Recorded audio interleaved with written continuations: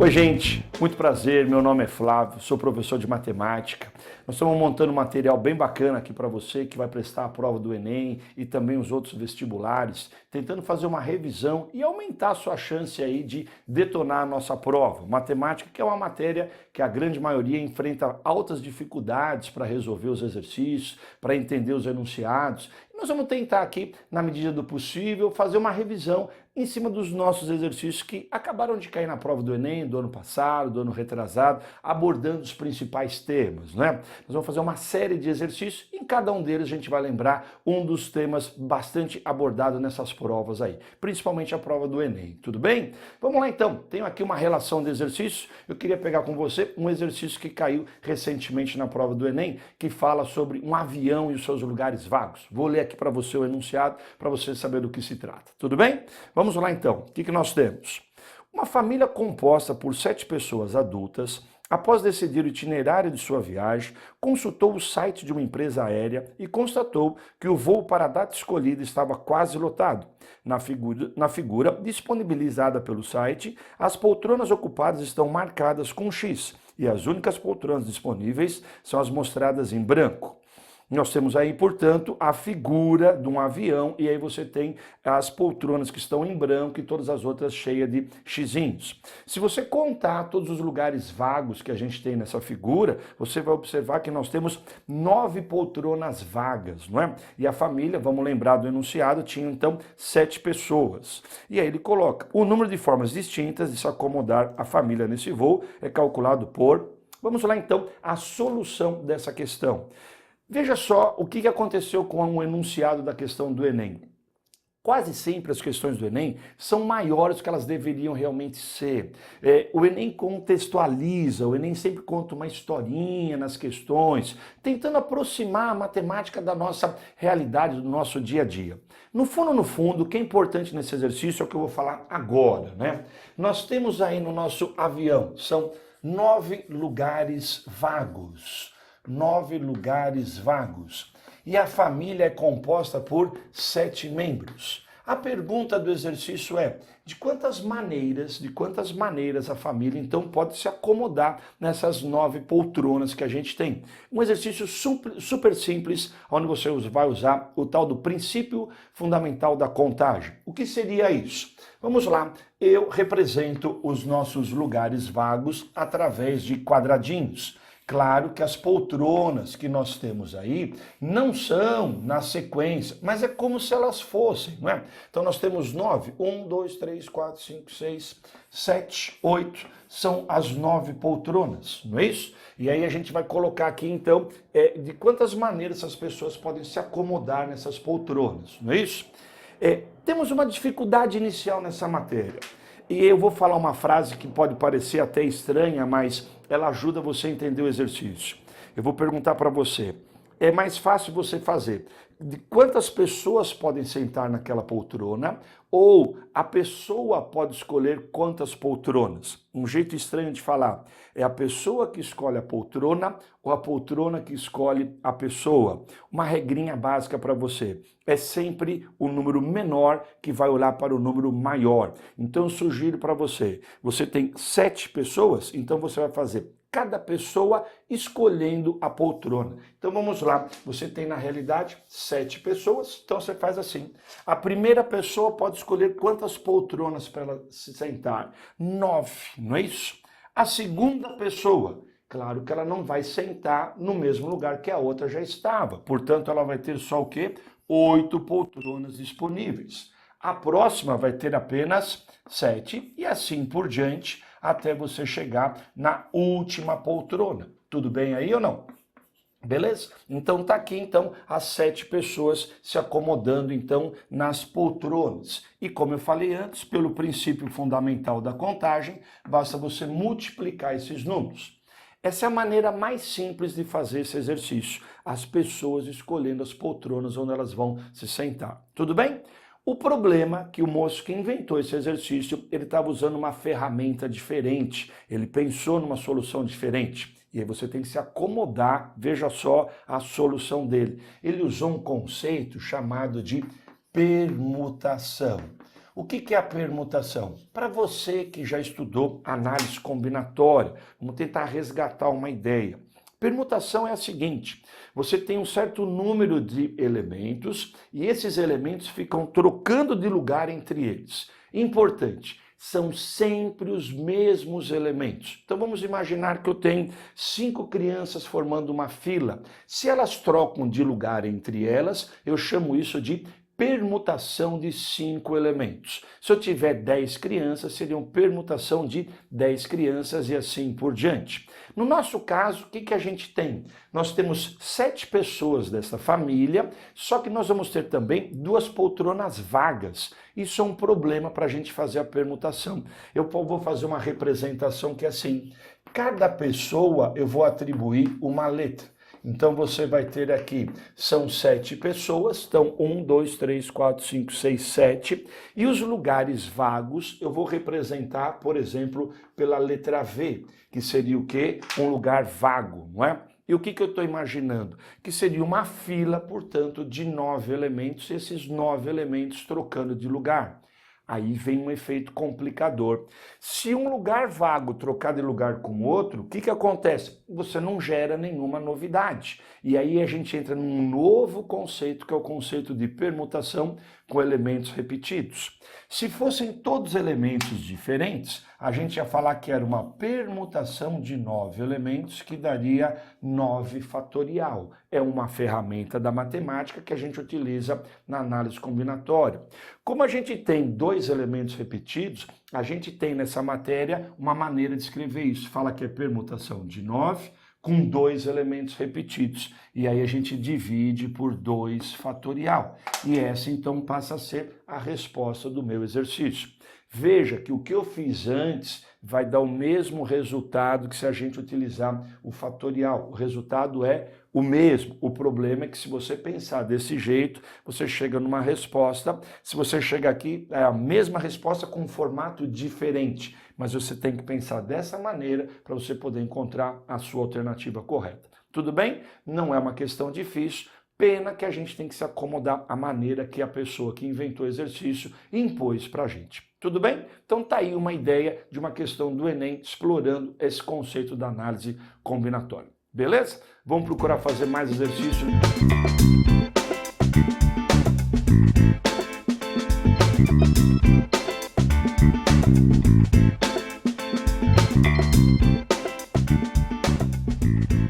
Mais uma questão do Enem agora, que pode explorar também um novo assunto de probabilidade, né? A continuação da análise combinatória quando a gente estuda isso no ensino médio, um dos assuntos mais odiados pelos alunos. Por quê? Porque tem muita interpretação do texto, às vezes a gente não reconhece aquilo que a gente já estudou na nossa questão, todo esse problema de adaptação dessa matéria aí, não é? Mas vamos lá, acho que essa questão que a gente escolheu para você, ela lembra algumas coisas e não é muito difícil não. Vou ler aqui para você, tudo bem? O que diz o exercício? Um adolescente vai a um parque de diversões tendo prioritariamente o desejo de ir a um brinquedo que se encontra na área 4, dentre as áreas 1, 2, 3, 4 e 5 existentes. O esquema ilustra o mapa do parque com a localização da entrada das 5 áreas com os brinquedos disponíveis dos possíveis caminhos para se chegar a cada área. O adolescente não tem conhecimento do mapa do parque e decide ir caminhando da entrada até chegar à área 4. E aí você tem então uma figura representando todos os nossos brinquedos. Temos a entrada do parque e aí você tem lá o brinquedo 1, 2, 3, 4, 5.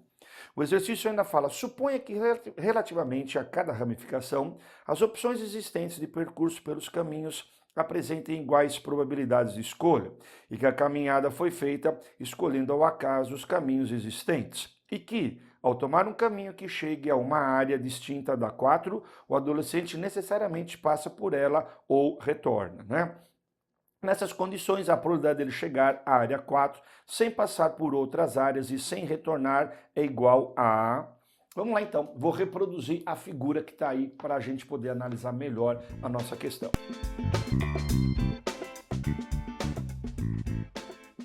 Então vamos estudar a probabilidade dele chegar. Ele quer chegar no brinquedo número 4. Ele vem aqui pela entrada. Veja que cada vez que ele entra, então, numa possibilidade de ir para um caminho ou para outro, você então vai ver a probabilidade vai ser igualmente distribuída entre esses dois caminhos. Agora, como é que ele chega lá no brinquedo número 4? E ele fala no enunciado que ele não pode atravessar nenhum outro. Então, ele está aqui na entrada, quando ele chega na entrada, há dois caminhos. Ele tem, então, meio, né, possibilidade meio de vir para cá, meio de ir para o outro. Tudo bem? E assim, ele decide qualquer um dos dois caminhos. Vamos fazer um, depois a gente faz o outro, não é? Quando ele chega aqui, o que acontece? Ele não vai atravessar esse brinquedo, mas ele vai ter o quê? De novo, duas possibilidades. Então ele poderia vir para cá, meio, ou ele poderia vir para cá, meio. Tudo bem? Quando ele chega aqui, o que acontece? Agora ele tem 3 lugares para ele ir, seriam 3 caminhos.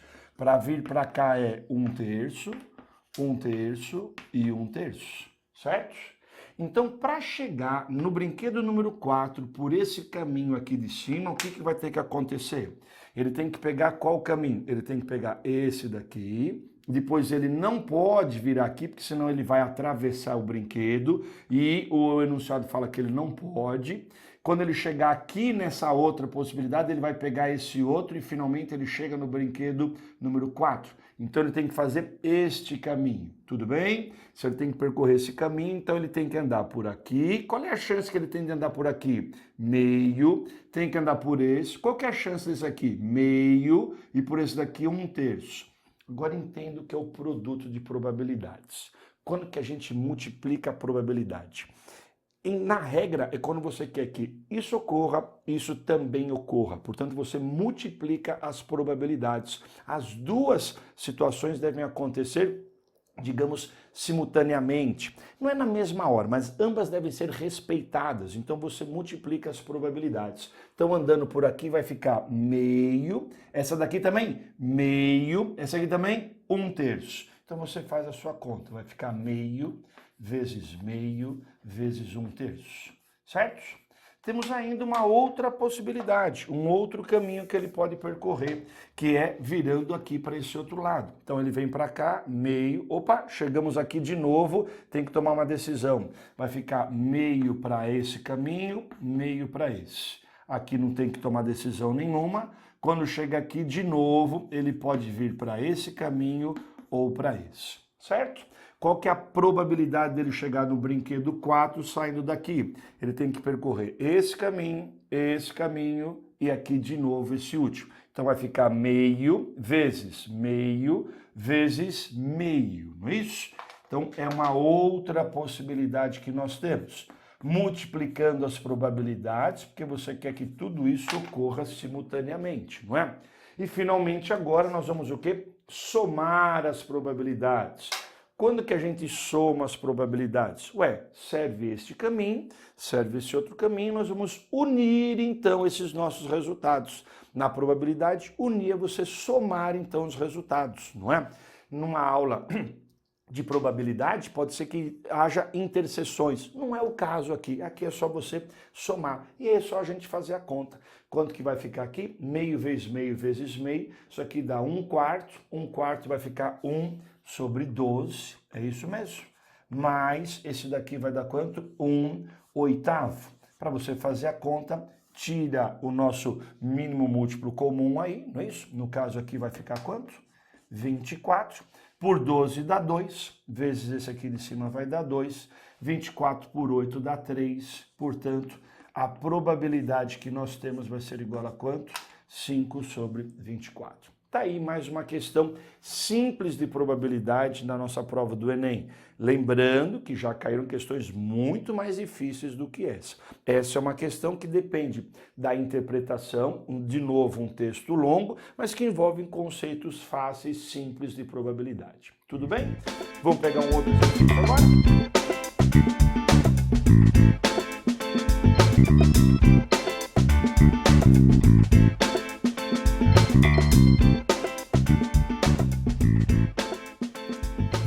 questão do Enem envolvendo geometria. Aliás, um dos assuntos que tem uma extensão gigantesca na prova do Enem, né? Geometria plana, principalmente, e geometria espacial. Geometria analítica aparece, mas como o Enem gosta de contextualizar, já fica um pouco mais complicado, mas ela também pode aparecer. Agora, geometria plana e geometria espacial vai aparecer em várias questões, tá? Nós temos aí uma questão que fala de geometria plana. Vamos dar uma lidinha no nosso enunciado, sempre lá Enem tentando fazer uma contextualização da nossa situação. O que temos aí? O esquema 1 mostra a configuração de uma quadra de basquete. Os trapézios, em cinza, chamados de garrafões, correspondem a áreas restritas. Visando atender às orientações do Comitê Central da Federação Internacional de Basquete, a FIBA, em 2010, que unificou as marcações das diversas ligas, foi prevista uma modificação dos garrafões das quadras que passariam a ser retângulos, como mostra o esquema número 2. Então você tem aí na figura as duas situações, a situação antiga, onde você tinha os trapézios, e a situação nova, onde você tem retângulos, né? Após executadas as modificações previstas, houve uma alteração na área ocupada por cada garrafão, que corresponde a 1, e aí vem as alternativas.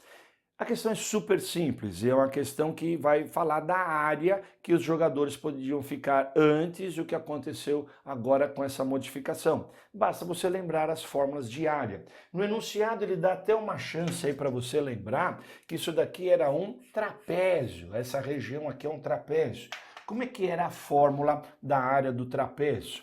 A área do trapézio, uma formulinha famosa também, que era assim, a famosa base maior mais base menor vezes a altura. O que era a base maior, o que era a base menor? No trapézio você tem 4 lados, sendo que 2 deles são paralelos. Claro que o maior dele a gente vai chamar de base maior, o menorzinho a base menor, e a distância entre essas nossas bases a gente chamava de altura. Só chamando a sua atenção que o nosso trapézio aqui está numa posição que não seria a posição, digamos, mais famosa. Aqui então você vai ter uma base, aqui a outra, claro, a base maior, a base menor e aqui a nossa altura. Então você vai calcular a área desse trapézio, é só você então substituir aqui os nossos valores. Como é que vai ficar? A base maior vale 600, a base menor vale 360, vezes a nossa altura de quanto?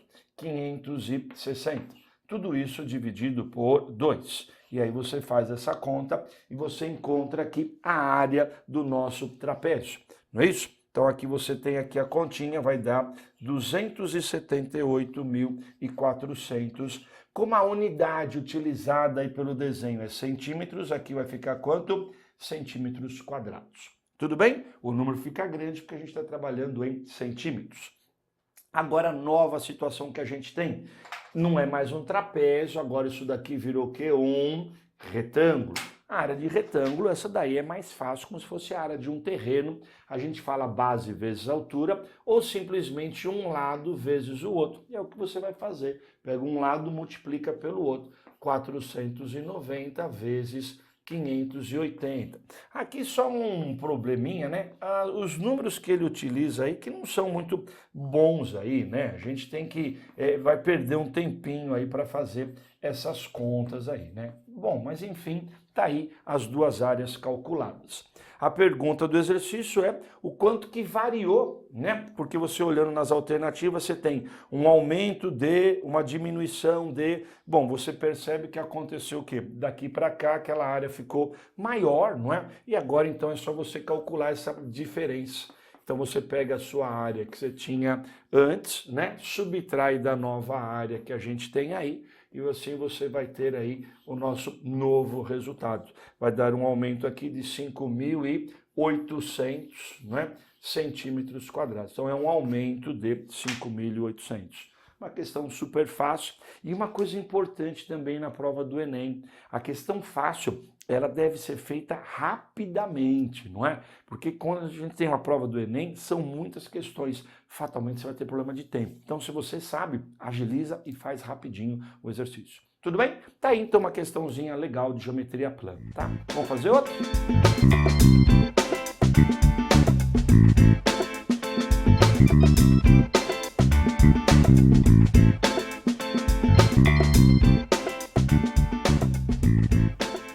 Uma questão agora que fala de razão e proporção, né? Um conceito bastante explorado no Enem, e a gente pode esperar mais de uma questão sobre esse assunto, tá? Vamos pegar um exemplo legal para você lembrar dessa matéria. Em uma empresa de imóveis, um cliente encomenda um guarda-roupas nas dimensões 220 centímetros de altura, 120 de largura, 50 de profundidade. Alguns dias depois, o projetista, com desenho elaborado na escala de 1:8, Espera um pouquinho. O que significa na escala de 1:8? Quer dizer que no desenho, o 1 centímetro do desenho, no real corresponde a 8 centímetros. Veja que não depende da unidade. Se você fizesse um desenho enorme, quer dizer que 1 metro do desenho corresponderia a 8 metros reais. Nos mapas também você pode trabalhar desse jeito, tá? Sempre a mesma unidade. Passa de centímetro para centímetro. Então, escala de 1:8 é 1 centímetro, valeria 8 centímetros no real. Tudo bem? Voltando ao enunciado, ele fala então que o desenho foi feito na escala de 1:8. Entre em contato com o cliente para fazer uma apresentação. No momento da impressão, o profissional percebe que o desenho não caberia na folha de papel que costumava usar. Para resolver o problema, configurou a impressora para que a figura fosse reduzida em 20%. A altura, a largura e a profundidade do desenho impresso para apresentação serão respectivamente. Então, o que está acontecendo? Você tem a sua figura real, já desenhei ela aqui, com as dimensões. E aqui, vamos supor que seja o desenho. Como é escala de 1:8, o que a gente tem que fazer? Então, quando você vem do real para o desenho, você tem que dividir todo mundo por 8. Tudo bem? Só que aí ele falou que quando ele foi imprimir, teve um problema que não ia caber na folha. E aí ele teve que reduzir. Essa redução, ela acontece de uma maneira proporcional em todas as dimensões. Ele falou que vai diminuir 20%, conceito de porcentagem. Quando alguma coisa diminui de 20%, como é que você calcula isso? Você poderia calcular os 20% e depois diminuir. Mas a gente tem uma técnica mais legal que é, você pega o valor que você tinha e multiplica ele por 0,80 ou simplesmente 0,8. Também funciona. Então vamos fazer assim, eu tenho uma medida N, ela vai ser o quê? Dividida por 8, não é isso? Em vez de dividir por 8, posso falar que ela vai ser multiplicada por 1/8, beleza? Como vai ter uma redução de 20%, o que acontece? A redução de 20% é a mesma coisa que multiplicar por 0,8. Então vamos só lembrar que esse 0,8 seria o quê? É o 1 menos a redução de 20%. Tudo bem? E aí o que acontece? Os números agora são favoráveis, porque você tem um 8 e você tem aqui esse 0,8. Na realidade, basta você simplificar isso daí e você vai fazer o quê? A multiplicação de n por 0,1. Tudo bem? E assim fica mais fácil, os números estão nos ajudando. Então, quando a gente for ver o desenho final, o que acontece? Você vai pegar essa medida e vai multiplicar por 0,1. O que acontece? Você vai ficar com quanto? 22 centímetros. Essa medida aqui, você vai multiplicar por 0,1, vai ficar 5. E, finalmente, essa outra, com 0,1, você vai ficar com 12. E assim, você olhando nas alternativas, você vai encontrar essas dimensões aí, lá na letra A, que seria a alternativa correta. Tudo bem? Uma questão bem simples aí no Enem. Vamos lembrar que o Enem também tem questões fáceis para você. Tudo bem?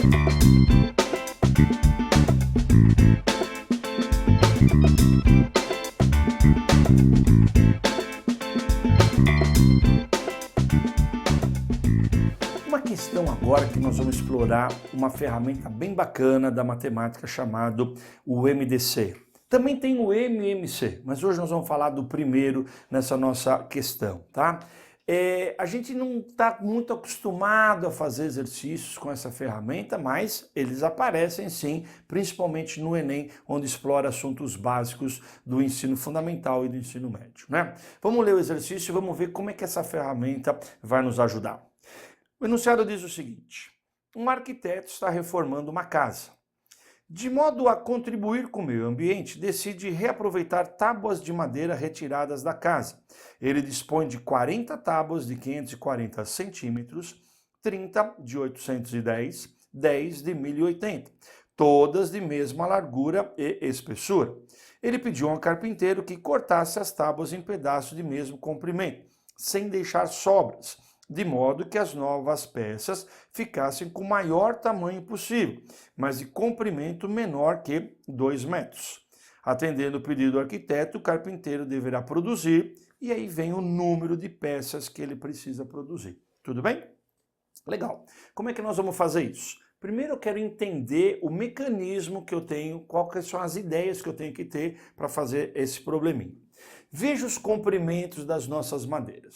Vamos imaginar que se eu cortasse de 1 em 1 centímetro, poderia fazer isso? Poderia. Você teria o quê? 500 pedacinhos, 540 pedaços dessa daqui, não é isso? Vezes 40, né? Aqui também pode fazer de 1 em 1 centímetro. Mas só que o enunciado pede para você fazer o maior comprimento possível, não é? Então eu estou pensando, vamos fazer de 10 centímetros? Seria legal? Se você fizer de 10 centímetros, esse pedaço aqui você vai conseguir cortá-lo em 54 pedaços, não é isso? Vezes o 40, que você tem 40 pedaços desse, não é? Aqui, pedaços de 10 centímetros, de novo, você teria 81 pedaços vezes os 30 que eu tenho lá na frente. Como ele quer o maior possível, eu tenho que arrumar um número que eu vou conseguir cortar todo mundo sem deixar sobra. Então eu falei, dá para dividir aqui por 10, por 10, por 10. Beleza? Será que dá para dividir todo mundo por 20? Será que dá para dividir todo mundo por 30? Eu estou procurando o quê? Estou procurando um número que é capaz de dividir os 3 ao mesmo tempo. E eu quero que ele seja o maior possível. Portanto, eu estou procurando quem? O máximo divisor comum. Para a gente calcular isso, nós vamos lembrar então do mecanismo que nós tínhamos. A gente na matemática escreve desse jeito. O máximo divisor comum entre esses 3 números, a gente escrevia assim. E a forma de calcular? Tinha um jeito bem prático que era o seguinte, você enfileirava todos eles e agora você vai decompor esses números em números primos. Detalhe, não é o mínimo múltiplo comum, é o máximo divisor comum. Então eu tenho que procurar um divisor que vá dividir todos ao mesmo tempo. Pergunto, dá para dividir todo mundo por 2? Dá, vamos ver, ó. Se você dividir isso aqui por 2, vai dar quanto? 270, esse outro aqui vai dar 405 e esse outro aqui vai dar 540. Então, todos eles poderiam ser divididos por 2. Então, dava para fazer pedacinho de 2 centímetros em todo mundo. Eu quero aumentar isso. Dá para dividir todo mundo por 2 de novo? Não, porque eu tenho um número ímpar aqui. Vamos dividir todo mundo por 3? Será que é possível? Sim. Lembra da regrinha da divisibilidade por 3? A soma dos algarismos aqui está dando 9, 9, 9. 9 é da tabuada do 3. Beleza? Então vamos dividir todo mundo por 3. Aqui vai dar 90. Esse daqui vai dar 135. E esse outro, a hora que você dividir por 3, vai dar 180. Joia? Pergunto, dá para dividir todo mundo por 3 de novo ou não dá? Dá. Então você divide todo mundo por 3, aqui vai dar 30, aqui vai dar 45 e esse aqui vai dar 60. De novo, vamos dividir todo, veja que eu estou dividindo todos por 3. Aqui vai dar quanto? 10, aqui vai dar 15 e aqui vai dar 20. Não dá mais para dividir todos eles por 3. Agora dá para dividir todo mundo por 5. Se você dividir por 5, vai dar 2, vai dar 3 e vai dar 4. E agora o que acontece? Não dá mais para você dividir os 3 pelo mesmo número, a não ser que seja o número 1. A gente fala então que esses números agora têm um único divisor comum, que é o número 1, não é isso? A gente fala que eles eram primos entre si. Portanto, acabou o cálculo do meu máximo divisor comum. Basta você multiplicar todos esses resultados. Ou seja, vai dar 2, 3 elevado ao cubo, vezes 5. Se você fizer essa continha, vai dar 270 centímetros. Então, é o maior pedaço que você pode colocar aqui. Então, você divide esse aqui por 270. Falando nisso, se eu dividir por 270, quanto que vai dar isso aqui? Vai dar 2. 2 pedaços aqui, é isso? Esse aqui também dá para você dividir por 270. E esse daqui também dá para você dividir por 270. Só tem um problema. O exercício falou que o pedaço não poderia ser maior do que 2 metros. Então, eu não posso aceitar esse daqui como resposta. O que eu vou fazer? Bom, esses são os fatores que compõem o 270. Se eu tirar o 5, o que vai acontecer? Aqui você vai ficar com 27 vezes 2, vai dar quanto? 54, é isso? 54, dá para dividir todo mundo por 54? Não dá? Dá, beleza. Se a gente então omitir um deles, você vai ter fatores que você pode montar um divisor comum daquele lá. Afinal de contas, são os divisores comuns daqueles três. Como eu quero que fique o maior possível, minha proposta, já que eu vou ter que diminuir isso e tirar um fator, eu vou tirar o fator 2. Se eu tirar o fator 2, o que vai acontecer? Você vai ficar então com um pedaço de 135 centímetros. Esse vai ser o maior número, portanto, que consegue dividir os três ao mesmo tempo. Então agora ele pergunta o número de peças, o que eu faço? Vamos dividir 540 por 135? Coloca lá então, vai ficar 540 dividido por 135 vezes, perceba que eu tenho 40 tábuas desse tamanho, então vai ficar vezes 40, não é isso? Repete a operação para o outro, vai ficar então 810 dividido por 135, isso vai acontecer 30 vezes. E de novo, quantas tábuas eu consigo? Divide por 135 ou 1080 e multiplica pela quantidade de tábuas que você tem. Não eram 10? Pronto. E aí você agora junta todos os resultados. Fazendo essa continha, você vai chegar ao resultado de 420 peças. Todas elas de 135 centímetros. Dá um pouquinho de trabalho essas contas aqui, mas os números no final não são tão ruins assim não. Tudo bem? Tá aí então o típico exercício de máximo divisor comum para você. Valeu?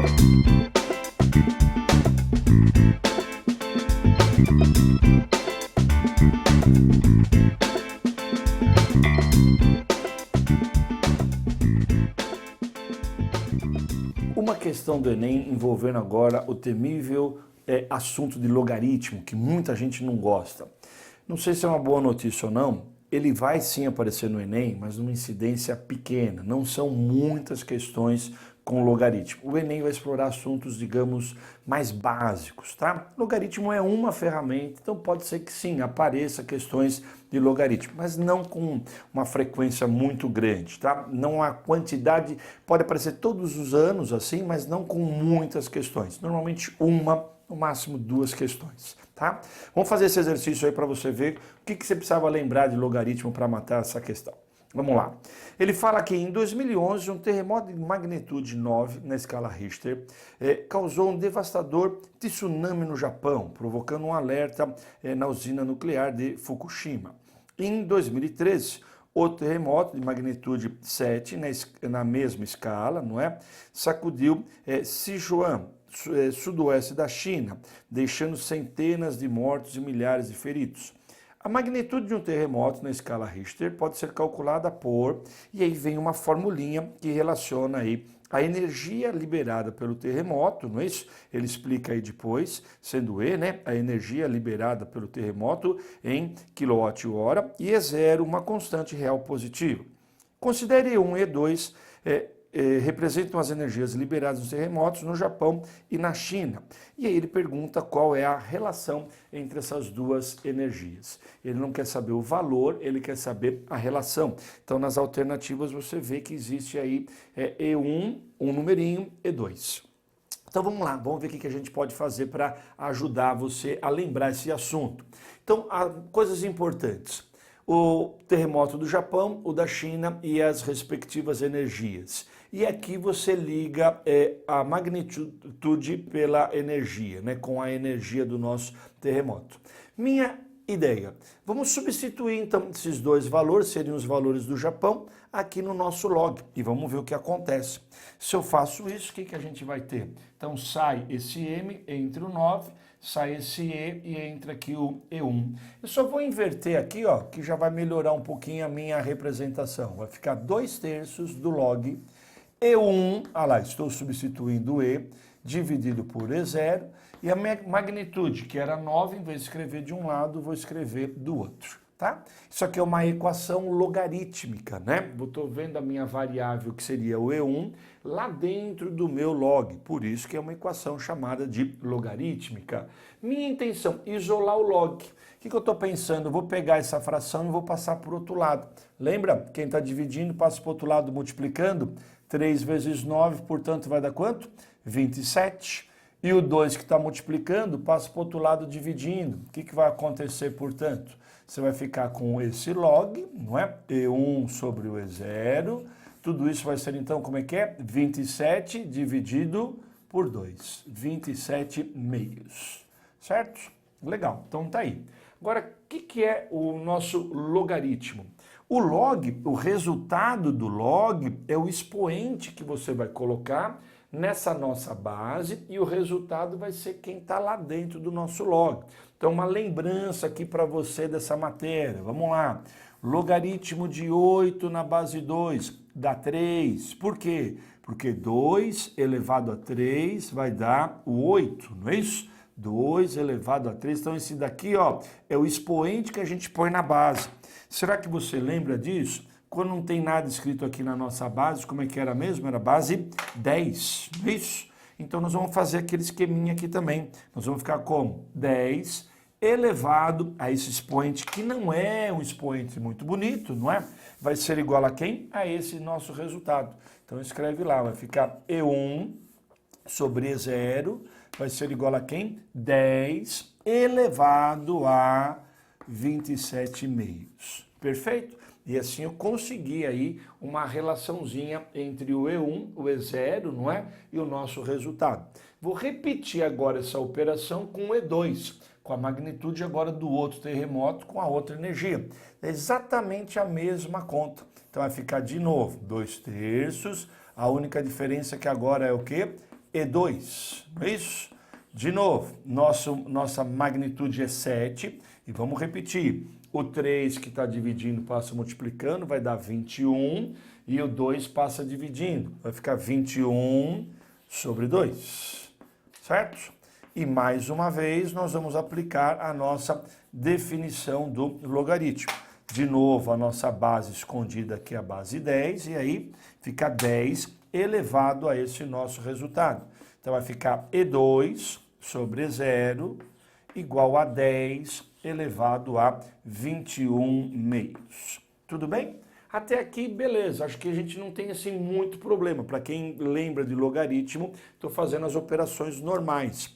Daqui para frente agora tem que ter uma sacada, uma ideia para a gente poder chegar numa alternativa.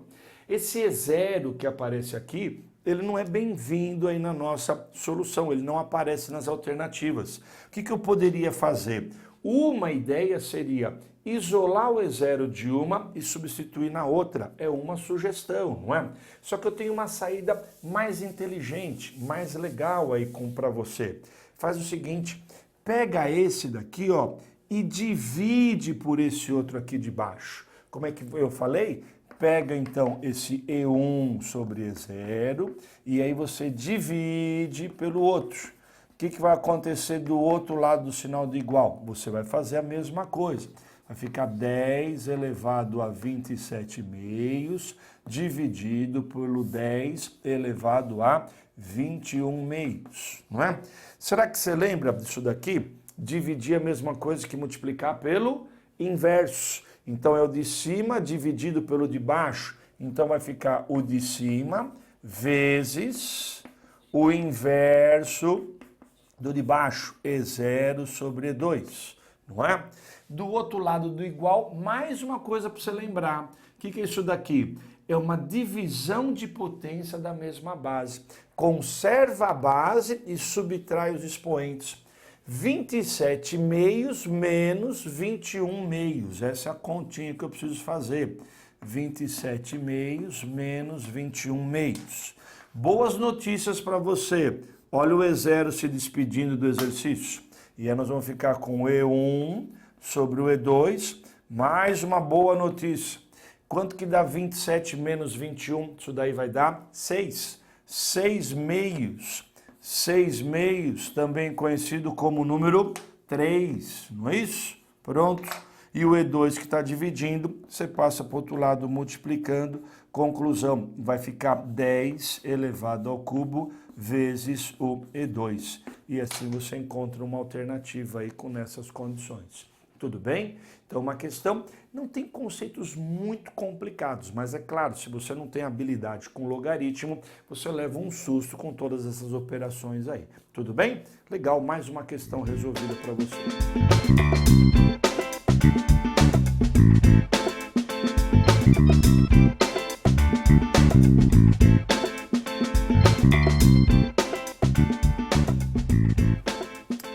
Um outro assunto bem bacana também que a gente observa no Enem é o assunto de estatística. Nesse assunto tem algumas coisas que você deve saber. A média, como é que se calcula a média, o que é a mediana, a moda, a variância e o desvio padrão. Tá? São números que a gente acaba trabalhando, inclusive na própria faculdade depois, a gente vai precisar desses números para chegar a algumas conclusões. E o Enem coloca questões sobre isso daí. E às vezes mais de uma questão, tá? Questões aí interessantes, tá? Vamos ver o que é que está acontecendo aí, não é? Ele fala assim pra gente: o procedimento de perda rápida de peso é comum entre os atletas dos esportes de combate. Para participar de um torneio, 4 atletas da categoria de até 66 quilos, peso-pena, foram submetidos a dietas balanceadas e atividades físicas. Realizaram 3 pesagens antes do início do torneio. Pelo regulamento do torneio, a primeira luta deverá ocorrer entre o atleta mais regular e o menos regular quanto aos pesos. As informações com base nas pesagens dos atletas estão no quadro. E aí ele mostra aí com o quadro, não é? Com os 4 atletas, e ele está mostrando também a primeira, a segunda e a terceira pesagem. E aí ele aproveita para fazer aqui as 3 medidas que a gente trabalha aí, né? A medida central, a média, e as medidas de dispersão também aí, não é? No caso aqui o desvio padrão, não é isso? Após as 3 pesagens, os organizadores do torneio informaram aos atletas quais deles se enfrentariam na primeira luta. A primeira luta foi entre os atletas. Como é que é? Eu tenho que procurar então aquele que tem o quê? Que ele fala lá em cima, o mais regular e o menos regular segundo os pesos. É um conceito fácil, mas eu tenho que entender o que é isso. O que é o desvio padrão? Vamos entender isso daí. Fugindo um pouquinho do nosso exercício. Vamos imaginar que alguém vai medir, por exemplo, o quanto que tem de uma certa quantidade de óleo em alguma lata de óleo. Para isso, o que a gente faz? A gente pega várias latas de óleo e nós vamos medir a quantidade de óleo para ver se está compatível com aquilo que o fornecedor de óleo está falando na embalagem. Então você sai medindo e chega à conclusão que, olha, na média era para ter 1 litro, às vezes dá um pouquinho mais, um pouquinho menos. E aí depois vem uma medida chamada desvio padrão. O que o desvio padrão indica? Ele vai indicar se essas medidas estão concentradas em torno da média ou se elas estão dispersas em relação à média. Para pensar, se você tiver uma lata de 1 litro, 2 latas de 1 litro, a média entre elas vai ser 1, não é? Agora, se você tiver uma lata que tem um pouquinho acima e outra um pouquinho abaixo, o que ela aumentou e a outra diminuiu, a média continua sendo 1, só que as medidas estão ficando mais espaçadas uma da outra. Conforme você vai esparramando essas medidas, o desvio padrão vai nos avisar que elas estão ficando cada vez mais afastadas umas das outras. E aí entra um conceito. Se você tiver medidas próximas, a gente vai dizer que as nossas medidas são, digamos, como diz o enunciado, mais regulares, não é isso? E se elas forem mais dispersas, elas são menos regulares. Então, nesse exercício, a única coisa que eu tenho que ver é o desvio padrão. Então, eu olho aqui os atletas e o desvio padrão. Qual que seria aquele que tem os pesos das suas pesagens mais regulares? Aquele que tem o quê? O menor desvio padrão. No caso, é o atleta número 3. E o que é menos regular em matéria de pesagem vai ser aquele que tem o maior desvio padrão. No caso, quem é? É o 8,49, não é? É o atleta número 2. Então, quer dizer, o confronto que ele diz aí vai ser entre os atletas 2 e 3. Tudo bem? E se você olhar pelos números que nós temos na nossa tabela aí, você vai, não sei se fica claro aí quem tem o desvio padrão mas maior, veja, uma medida era 83, a outra 65, né? Aqui tem um desvio padrão menor, as medidas estão mais próximas umas das outras. Tudo bem? Então tá aí um conceito legal, o de desvio padrão. O cálculo do desvio padrão normalmente não se pergunta, mas o conceito dele é importante, de afirmar se as medidas estão próximas ou se elas estão mais esparramadas em relação à nossa média. Tá bom? Legal, mais uma questão aí de estatística para você.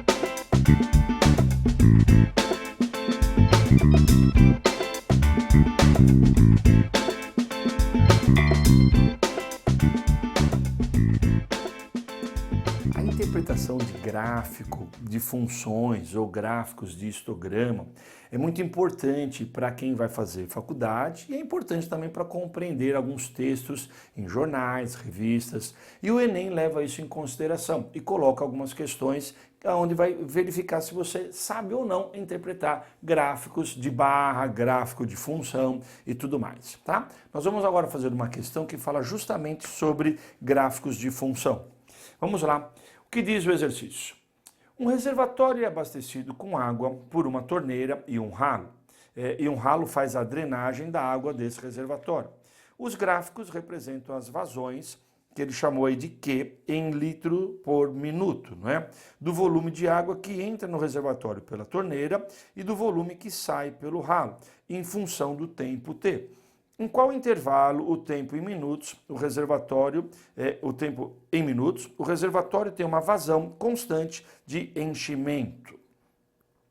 Então aí vem a nossa experiência com gráficos, não é? O que o gráfico falou que ele falou que o gráfico está medindo? A vazão, não é? A vazão, que ele chamou de Q. Então a gente olha para cá, o gráfico à esquerda é a nossa torneira. Então quando eu olho aqui, o T, quer dizer, isso aqui vão passando os minutos e aqui vai medindo a vazão. Então você vê que do 0 ao 10, o que aconteceu com a vazão? A vazão era de 20, não é isso? Ele falou 20 litros por minuto. Então está entrando, então é como se você tivesse aberto a nossa torneira e vai passando sempre a mesma quantidade de água. Sempre 20 litros por minuto. Então se você colocar lá um balde, 1 minuto, 20 litros. Outro minuto, 20 litros. Então seria o quê? Uma vazão constante. Abriu a torneira e deixou ela aberta aqui, ó, 20 litros por minuto. O que representa a partir do 10 essa minha parte aqui do gráfico? O que está acontecendo? A vazão está o quê? Está diminuindo, como se alguém tivesse o quê? Fechando a torneira, né? Então está diminuindo até chegar no minuto 15. A partir do minuto 15, nós deixamos o que? A vazão constante de novo. Então aqui tivemos um fechamento dessa torneira, depois aqui deixamos ela um pouquinho, né, fechada, não totalmente. Depois, mais uma vez, foi diminuindo a vazão até fechar totalmente aqui. Quando você chega nesse ponto, a sua vazão igual a 0, não é isso? Então aqui nós temos o gráfico da torneira. À nossa direita, nós temos o gráfico do ralo, né? Ele falou que tem um ralo. Estranho para alguns, né? Falar assim, como que a vazão de um ralo? A maioria das pessoas, o ralo está lá quieto, a água vai passando por ele. Vamos imaginar que nesse ralo você tem uma possibilidade de regular a abertura ou o fechamento dele. Então, quer dizer, ele estaria inicialmente fechado, você foi o quê? Aumentando a saída de água, né? A água que vai passando por ele, ou seja, você vai diminuindo o volume da água, porque está passando água pelo ralo. Aqui você parou de mexer no ralo, você tem uma vazão de quanto? De 5 litros entre os minutos 5 e 15. 5 litros por minuto nesse pedaço. Depois, nesse pedacinho aqui, o que aconteceu? O seu ralo foi mais um pouco a abertura dele, né? Aumentou, você aumentou essa vazão e aqui você tem aqui mais um pedacinho com a vazão constante. Falando nisso, ele quer saber justamente aonde que o volume, né, onde que é a vazão, se você pegar lá no nosso enunciado, ele fala assim, em qual intervalo de tempo o reservatório tem uma vazão constante de enchimento. Como é que a vazão seria constante, né? Se fosse só a torneira, seria fácil, né? Você fala assim, aqui a vazão é constante, aqui a vazão é constante, não é? Se fosse só o ralo, aqui também a vazão é constante, aqui também seria constante. O problema todo é que acontece o quê? Você está abrindo os dois. Então, o que deveria acontecer para o enchimento ser constante? Vamos imaginar assim, nesse pedaço aqui, que é constante, vamos ver se você entende o que eu vou falar. Do 5 ao 10, ele está sempre entrando a mesma quantidade de água, minha vazão é sempre 20. E do 5 ao 10 está sempre saindo a mesma quantidade de água.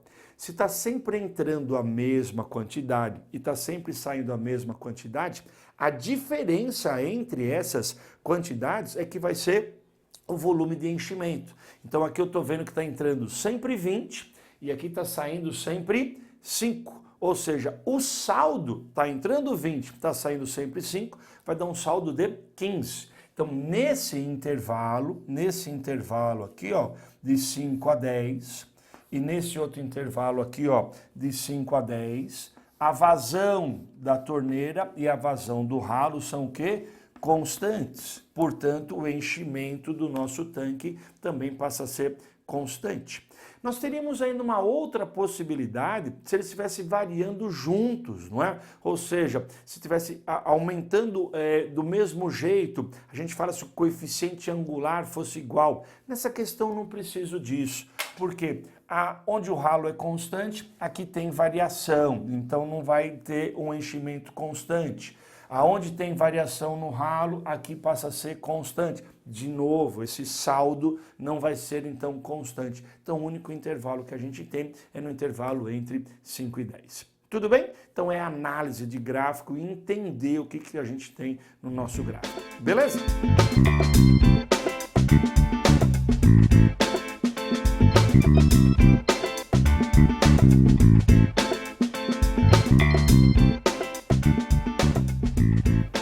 Mais uma questão de análise gráfica, não é? Nós temos aí um gráfico de histograma, muito comum também em revistas, jornais, e o Enem pega esses gráficos para colocar questões na nossa prova, não é? Vamos ler. O gráfico apresenta as taxas de desemprego durante o ano de 2011 e o primeiro semestre de 2012. Então ele colocou aí uma linha, nessa linha que se observa aí na questão aí, tem lá a legenda do lado, essa linha diz aí como que foi o desemprego em 2011. E ele coloca lá também o primeiro semestre, observe lá na nossa legenda, você tem 2012, a parte mais escura, ele chamou de desemprego aberto, não é isso? E a parte mais clara ele chama de desemprego oculto, não é isso? A taxa de desemprego total é a soma das taxas de desemprego aberto e de desemprego oculto. Então, quer dizer, você somando esses dois pedaços das barras aí, você vai ter então o total aí do desemprego do ano de 2012 e o 2011 está na linha, né? Então, só para você ver o que está acontecendo, observando de novo a nossa questão, no mês de junho, o que acontece? 9 é o desemprego aberto, 2,2 é o desemprego oculto, 9 com 2, isso daí vai dar o quê? Dá 11,2 seria o desemprego nesse mês. Tudo bem? Legal, legal. Comparado então com o ano de 2011, que foi só 11,0, como está na nossa linha ali. O que mais que ele pergunta aí? Vamos ver. Suponha que a taxa de desemprego oculto no mês de dezembro de 2012, perceba que eu não tenho essa barra no desenho, tenha sido metade da taxa de junho de 2012 e que a taxa de desemprego total em dezembro seja igual à taxa de 2011, não é isso? Então, dezembro de 2012 igual à taxa de 2011. Nesse caso, a taxa de desemprego aberto de dezembro de 2012 teria sido, em termos percentuais, de... O exercício é fácil, mas pode ser que a gente tenha que ler ele mais de uma vez, porque não são informações que são assim do nosso dia a dia, não é? Mas o que ele disse para a gente? Vamos então acompanhar. Ele fala do mês de dezembro de 2012, a barra que a gente não tem desenhado aqui. Ele fala para a gente que essa taxa de desemprego oculto seria o quê? Metade daquela que aconteceu em junho de 2012. Então eu vou lá na barrinha de 2012, vou ver lá o 2,2, então conclusão, é só você o quê? Dividir por 2. Então isso daqui vai dar quanto? Vai dar 1,1. Perfeito? É metade daquela taxa. Aí ele fala que o desemprego total é igual ao que aconteceu aqui em 2011. Ah, sei. Então quer dizer que a soma desses dois aqui, ó, deve ser igual a quanto? Igual a 9, que é o que aconteceu no ano anterior. Poxa, com isso, agora fica fácil você calcular esse desemprego aberto. É só você fazer o quê? A conta de menos aqui. Ué, para dar aqueles 9 lá, você subtrai, portanto, o 1,1. Você vai ter aqui, então, o quê? 7,9 a nossa taxa de desemprego aberto. Então, esse daqui com esse vai fechar os 9. Portanto, acabamos de encontrar esse valor e assim você assinala a letra E, que é a alternativa correta aí. Tudo bem? Uma questão fácil de assuntos que a gente não está acostumado a ver, mas é só você ler a legenda, identificar o que é cada um dos elementos no seu gráfico e aí conseguir juntar as ideias para responder o que o cara quer. Tudo bem? Beleza, mais uma questãozinha aí de gráfico para você.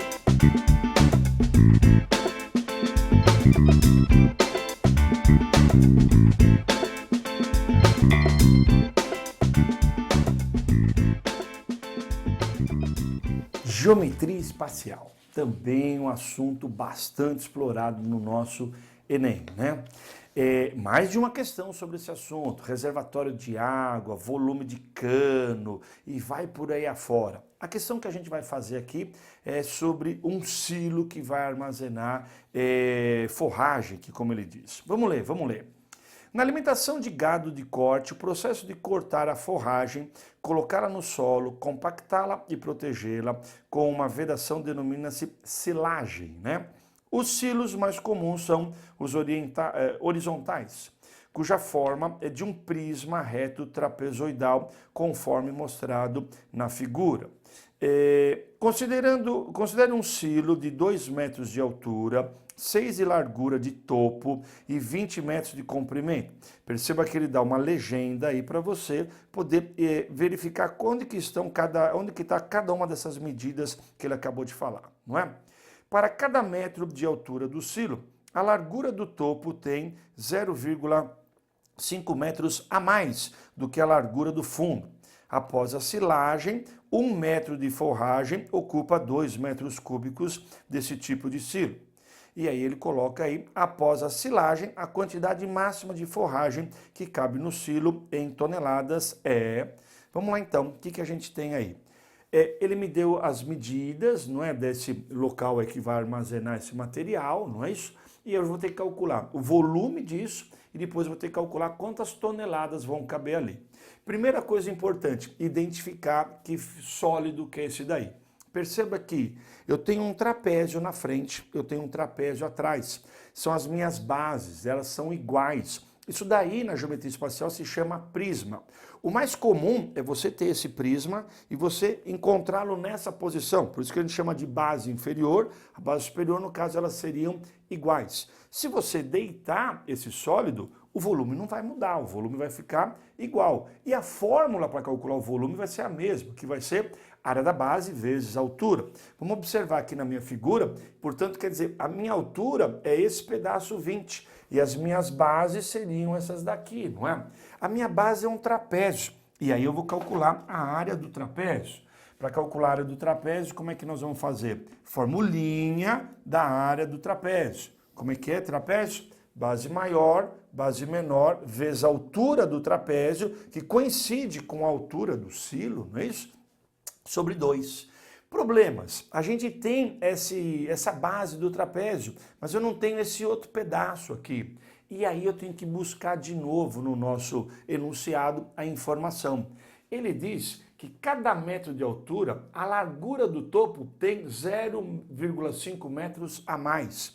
Como é que é? A cada metro de altura, quando você sobe, então, 1 metro, quer dizer que aumenta a largura em meio metro. Tem meio metro a mais. Sobe 1 metro, aumenta meio metro a largura. É isso que ele quis dizer. Acontece que eu já tenho a medida lá em cima, então eu não vou subir, eu vou descer. Cada vez que eu desço, então, o que vai acontecer? A largura vai diminuir meio metro. Então, desceu 1 metro, diminui meio. Desceu 1 metro, diminui meio. Quantos metros eu tenho de altura aqui? 2. Portanto, começo com 6, desço 1 metro, diminui meio. Desce mais 1 metro, cheguei no fundo, diminui meio. Se você vai diminuir meio e depois vai diminuir de novo, quer dizer que os 6 que você tinha aqui embaixo viraram o quê? Só 5 metros. Perfeito? E assim eu consigo calcular a área dessa nossa base do prisma, não é? Sabemos então agora que a nossa altura aqui vale 5, portanto, essa nossa área aqui, a área da base do prisma, é a área do trapézio. A área do trapézio era a base maior do trapézio, a base menor. Então esquece todo o resto da figura, olha só para o trapézio.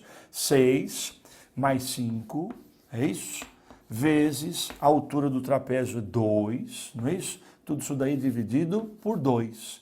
Legal. Dá para você cortar esse 2 com esse 2, o que vai dar isso aqui? 11. 11 metros quadrados. E o volume? Ué, o volume do prisma, do silo, é a área da base e esse pedaço que é a nossa altura. Então, portanto, vai ficar 11 vezes 20, não é isso? Nosso volume, portanto, vai dar quanto? 220, olha a unidade, metros cúbicos. Legal. Esse é o volume, então, do silo. Legal. Agora eu queria saber quantas toneladas vão caber aí. Outra informação importante. 1 tonelada ocupa 2 metros cúbicos. Se você tem 220, então é só você dividir por 2. Então você vai ficar com 220 dividido por 2, quer dizer que você vai ter, portanto, 110 toneladas, então, dessa forragem que ele falou aí, que vai armazenar nesse silo.